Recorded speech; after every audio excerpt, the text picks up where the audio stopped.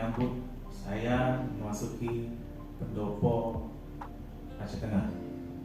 Saya juga terkejut pada saat itu, begitu antusiasnya yang menyambut saya dengan adanya penyambutan secara adat.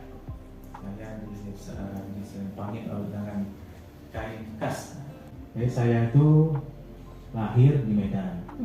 Orang tua saya asli Aceh dan ibu saya itu asli Aceh besar.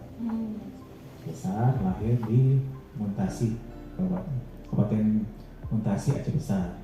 Bapak itu selama beliau berkarir mendapatkan gelar sarjananya S1-nya itu di Universitas Gadjah Mada. Beliau sudah almarhum, dimakamkan di Taman Makam Pahlawan Kalibata di Jakarta. Beliau mendapat anugerah bintang anggota Serma Tentara Pelajar Aceh.